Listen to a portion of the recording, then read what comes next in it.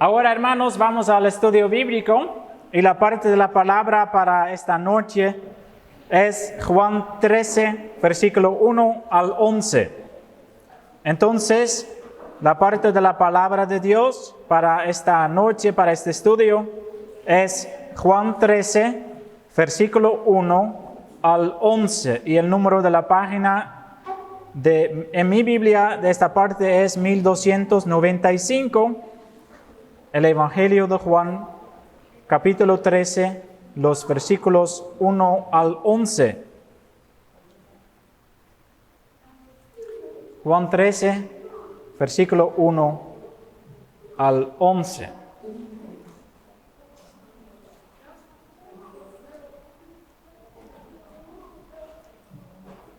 Juan 13, versículo 1 al 11.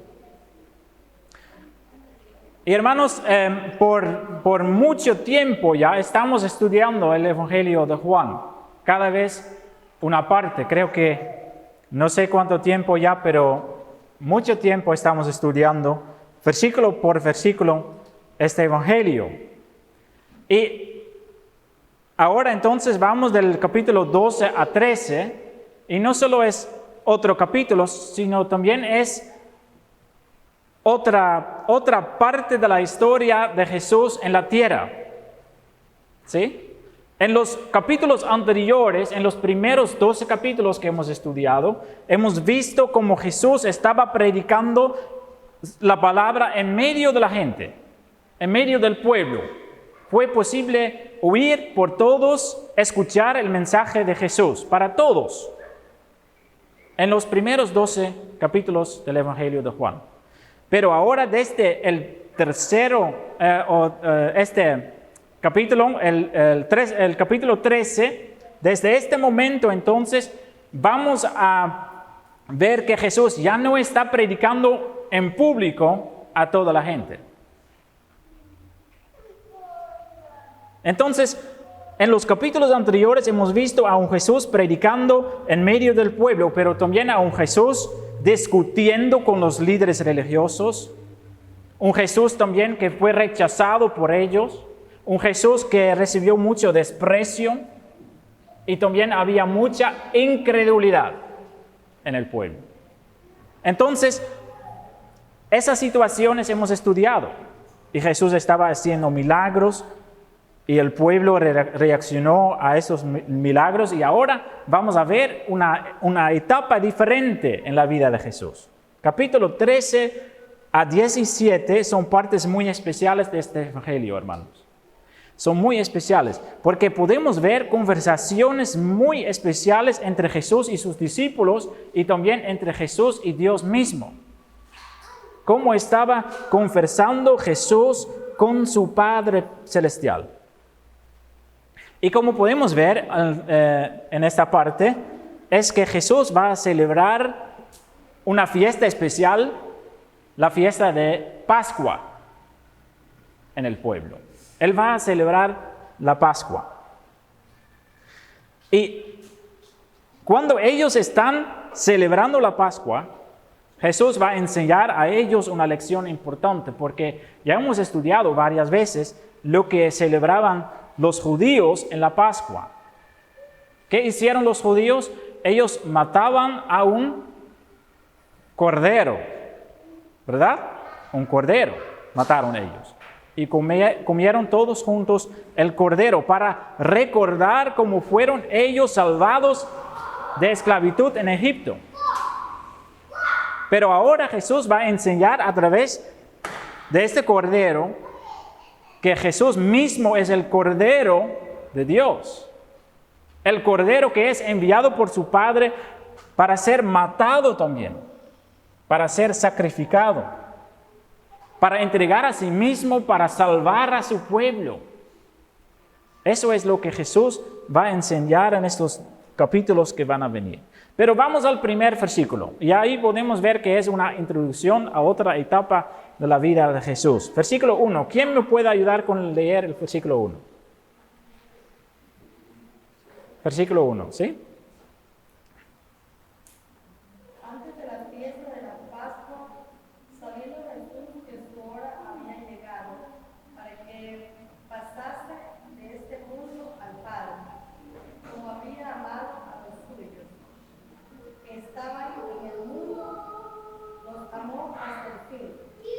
Gracias. Entonces, como he dicho, es una introducción a una nueva etapa de la vida de Jesús, ¿sí? Porque su vida está al punto de terminar. Ya estamos en la última semana de la vida de Jesús en la tierra, antes de su crucifixión, ¿sí? Entonces, ese versículo lo dice, su hora había llegado. ¿Qué hora? Su hora para regresar a su Padre Celestial. Jesús está al punto de regresar a su Padre Celestial. Y es un hermoso versículo, este versículo, hermanos. Porque mira lo que dice ese versículo también. Al fin de este versículo dice, amado a los suyos y los amó hasta el fin. ¿Quién son los suyos? En este caso, son los creyentes. ¿Sí? Y entonces, este versículo dice que Jesús amó a sus creyentes hasta el fin. ¿Hasta el fin de qué? Hasta el fin de su vida. Hasta el fin de su esfuerzo. Porque Jesús entregó su propia vida por ellos. Para ser crucificado por ellos. Para recibir el castigo por ellos. Para mostrar el amor por ellos. En su forma de terminar su vida. Y esto es justo el Evangelio, hermanos. El Evangelio es que tenemos un Señor que se entregó a sí mismo para salvar a pecadores. Eso está diciendo este versículo. Porque los amó hasta el fin, dice esa parte. ¿Sí? Y entonces vamos a la continuación, versículo 2 a 4. Entonces necesito 3 personas. ¿Quién puede leer el versículo 2? Jordan. Y el versículo 3, hermana Lucía. El versículo 4, hermana Jessica.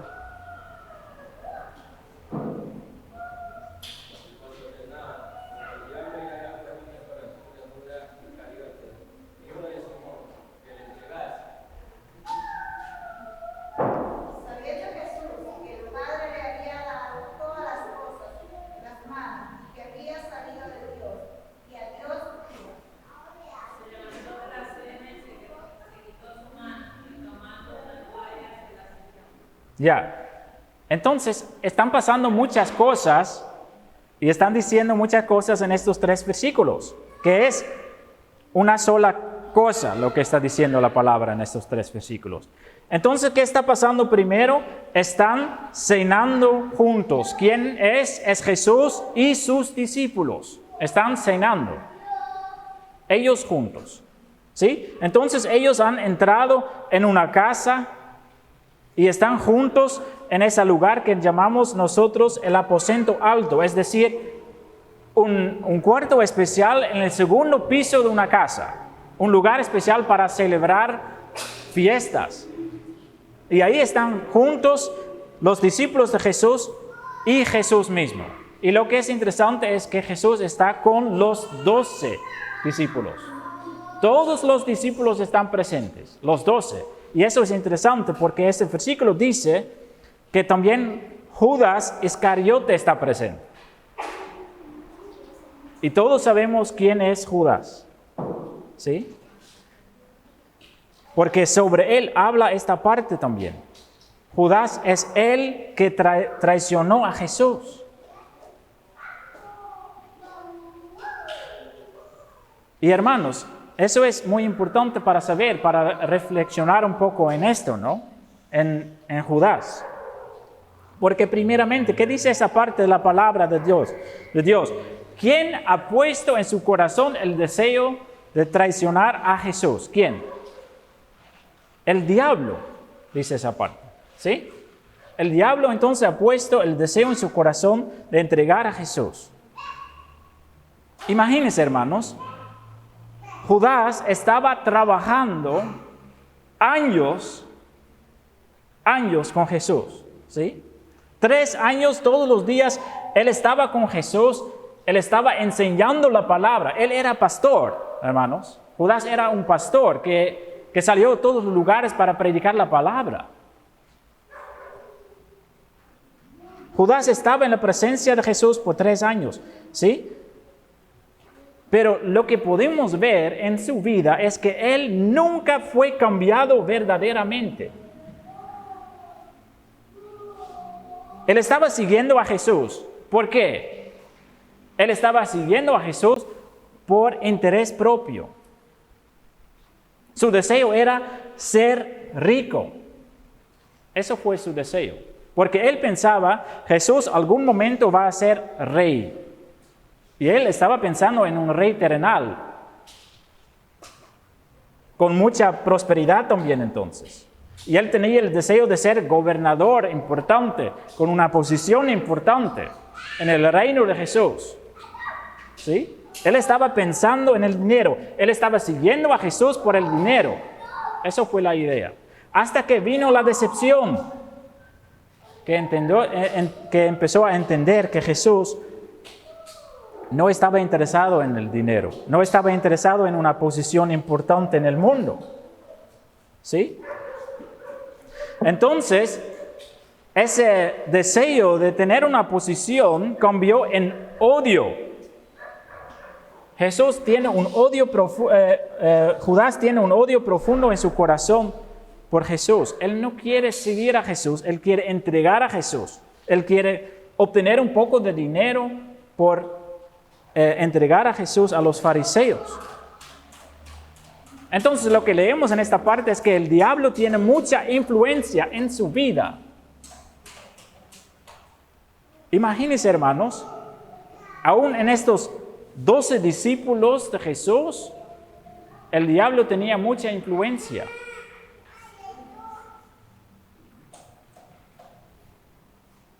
En uno de estos 12 pastores que Jesús tenía en la tierra, sus ayudantes, sus discípulos más cercanos, había uno que estaba bajo el control de Satanás. Y entonces, hermanos, es una advertencia para nosotros. Ten mucho cuidado con la influencia de Satanás. Hermanos, nosotros a veces tenemos una idea sobre quién es Satanás. Pero yo puedo decirles, hermanos, que Satanás es una criatura que es muy inteligente. Satanás tiene mucha experiencia en engañar a la gente. Él tiene 6,000 años de experiencia de hacerlo. Y entonces Satanás, hermanos, sabe todas nuestras debilidades. A veces nosotros no sabemos todas nuestras debilidades, pero Satanás sí sabe cada debilidad de nuestra vida. Y él sabe en qué manera le puede tentar. Y entonces por eso es justo que Jesús nos aprendió a orar así. No nos metas en tentación, mas líbranos del mal. Eso es una oración que tenemos que orar cada día, hermanos. Pedir a Dios para protegernos del poder de Satanás.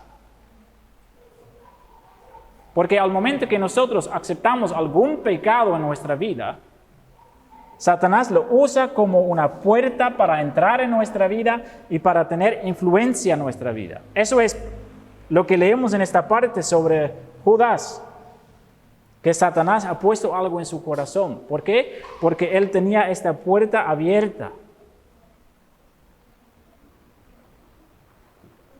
¿Y qué es la idea de Satanás para entrar en nuestra vida? Es esto, para influenciar nuestra vida, para ocupar nuestra vida y al fin para destruir nuestra vida. Eso es el propósito de él. Como Dios tiene como propósito de salvarnos, Él tiene como propósito de destruirnos y nuestra familia, nuestro matrimonio y nuestros hijos.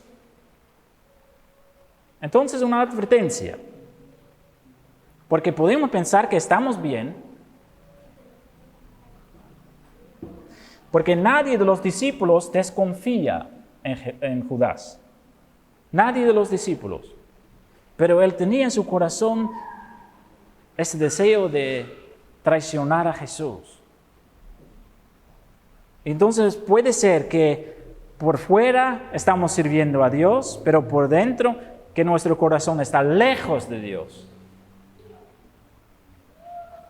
¿Cómo está nuestra vida? ¿Está nuestro corazón lleno de Dios porque solo así podemos resistir a los ataques de Satanás.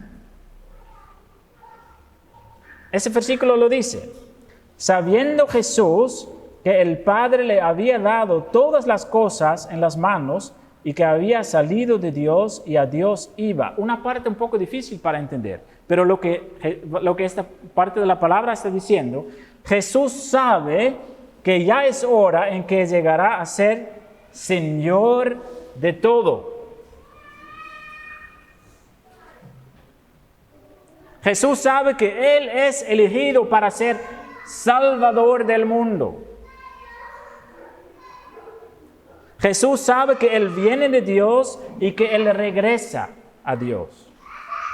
Como otra parte de la palabra dice, todo poder me es dado en la tierra. Hermanos, Cristo tiene realmente todo poder en el mundo. ¿Creemos nosotros de esto?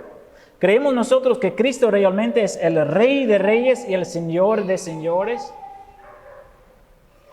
¿Que todo está bajo el poder de Él? Que también en las circunstancias en nuestras vidas que puede ser muy difícil, Él puede causar un cambio, que Él pueda hacer lo que Él quiera hacer. Que también Satanás tiene que obedecer a Jesús al fin.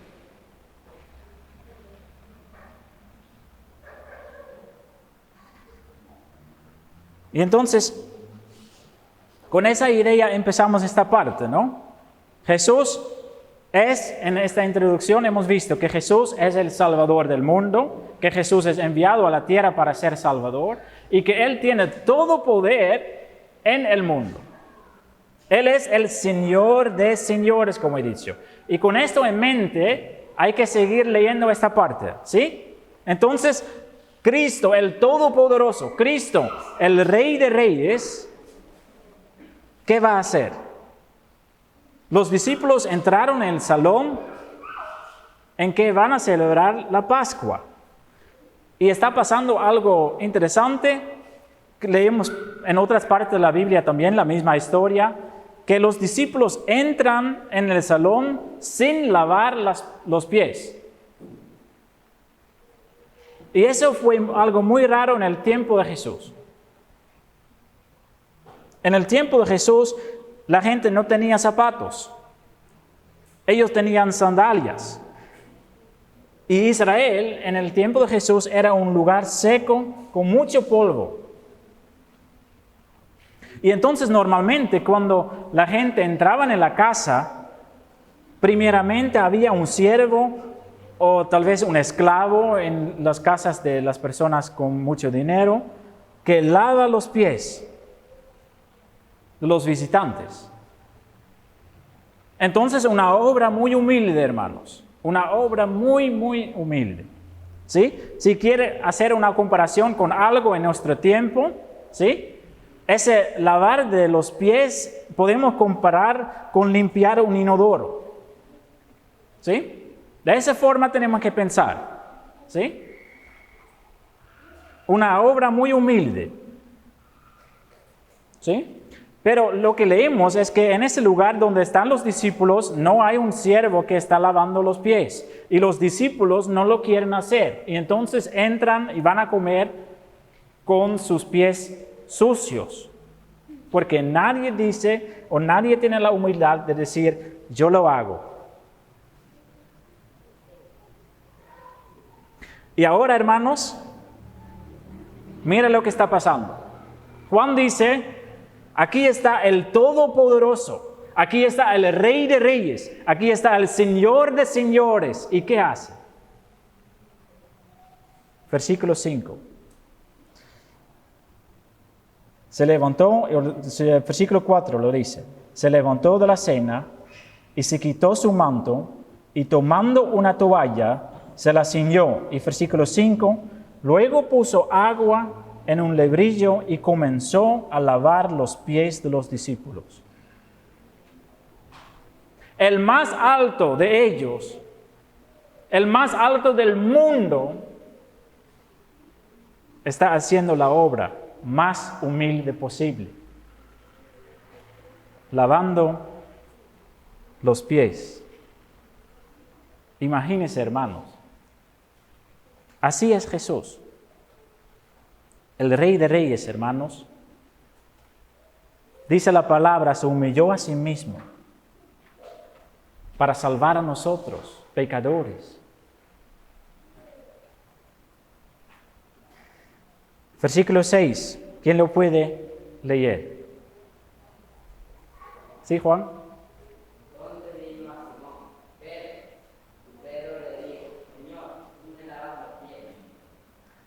Sí, entonces Pedro dice, esto es imposible, eso no puede suceder, que el Rey de Reyes va a lavar mis pies.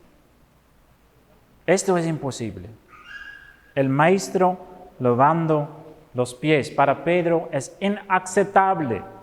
¿Sí? Y entonces, versículo 7.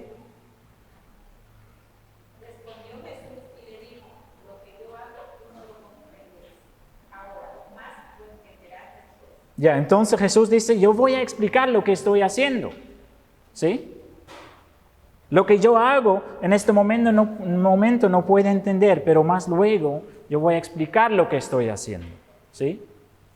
Entonces, versículo 8.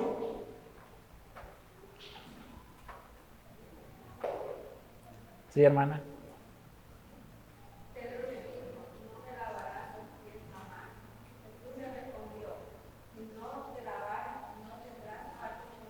Ya, importante versículo, hermanos, porque Pedro no quiere que Jesús va a lavar sus pies.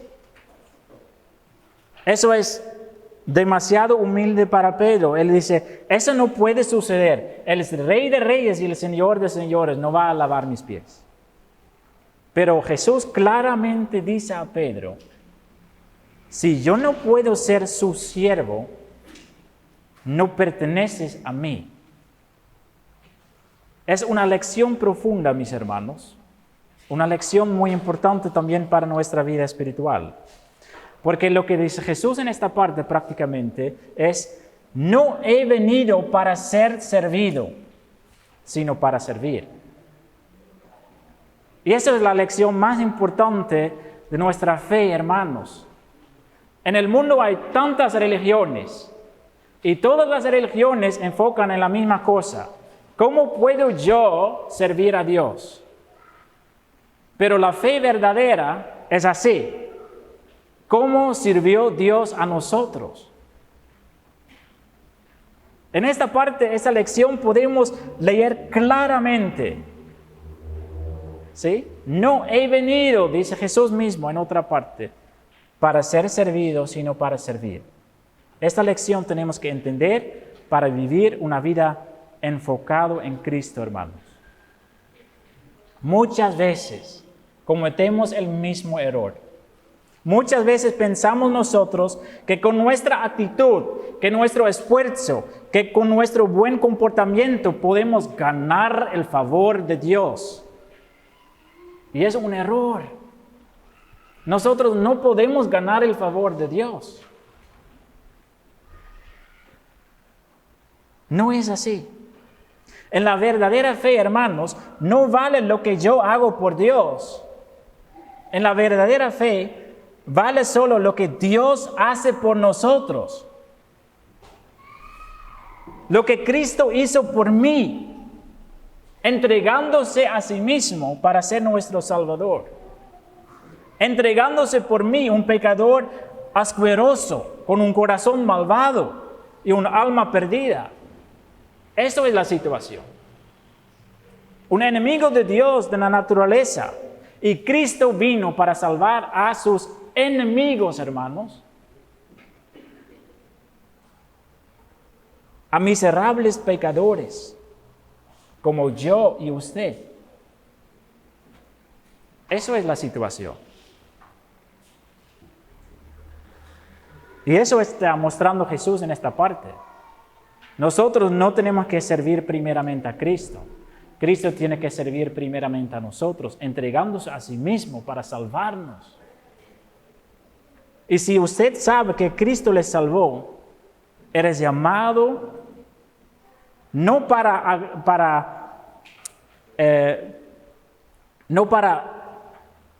hacer lo que Dios quiere que nosotros hagamos, por obediencia, sino lo que Dios nos pide, hermanos, es que nosotros estamos tan llenos de Él, que estamos tan llenos de su amor y que estamos tan llenos de su gracia que no podemos hacer otra cosa que testificar de Él en el mundo. Porque además que disfrutamos de Él, y ese es nuestro propósito. Como cristianos somos llamados para disfrutar de Dios. Disfrutar de Dios, hermanos, cada día. Teniendo comunión con Él a través de la oración, escuchando sus palabras a través de la Biblia, disfrutando de Él. Eso es el propósito de nuestra vida cristiana. Y de más que nosotros nos llenamos con Él, de más útil somos en el reino de Dios.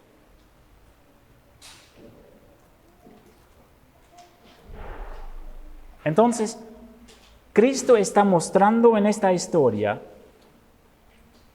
que Él vino a servir, que Él vino a entregarse a sí mismo. Y hermanos, cuando nosotros no somos útiles en el reino de Dios, en general es por falta de disfrutar la presencia de Dios en nuestra vida. Eso es el problema general. Y entonces podemos trabajar duro y podemos tratar de obedecer a Dios solo por obligación, pero eso no vale para nada. Tenemos que ser llenados con su presencia. Eso es lo más importante. Versículo 9 y 10. Versículo 9, ¿sí?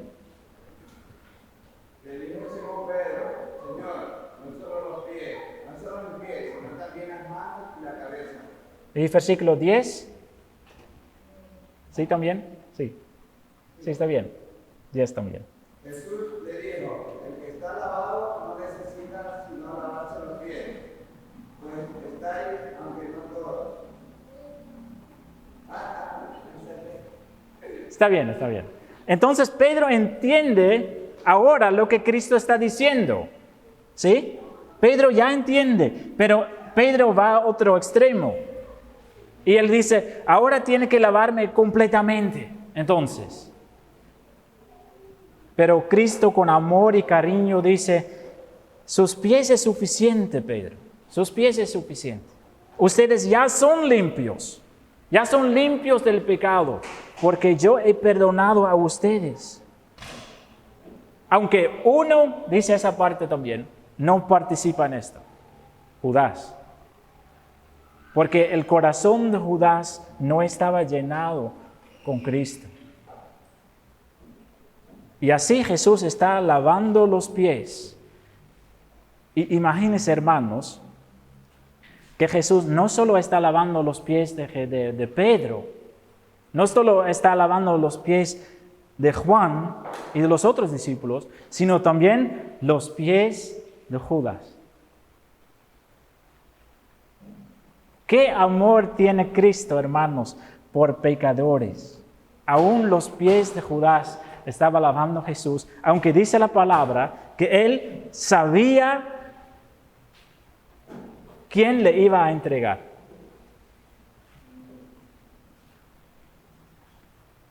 Él sabía el plan de Judas y aún estaba lavando sus pies. Aquí terminamos el estudio para esta noche, hermanos. Jesús lavando los pies de los discípulos. Hermoso parte, hermosa lección para nuestra vida espiritual. Porque la humildad de Cristo, hermanos, nosotros somos llamados para imitar la humildad de Cristo en nuestra vida. Esto nos enseña el Señor a través de esta parte, y especialmente en la continuación, lo que vamos a estudiar otra vez. Cristo lavó aún los pies de su traidor, mostrando con esto que Él está dispuesto a lavarnos, a cada uno de nosotros, de nuestros pecados. No importa lo que cometemos en el pasado, hermanos. No importa en qué situación estamos ahora. No importa la gravedad de sus pecados. Cristo está mostrando en esta parte que está dispuesto a lavar a cada uno de nosotros de nuestros pecados. Él está dispuesto a lavarle y a darle un nuevo comienzo. El renacimiento llamamos esto. Si usted no ha experimentado el amor de Cristo aún en su vida, no sabe lo que es vivir. Esos placeres artificiales del mundo, hermanos, no son nada en comparación del amor que puede dar Cristo en nuestra vida.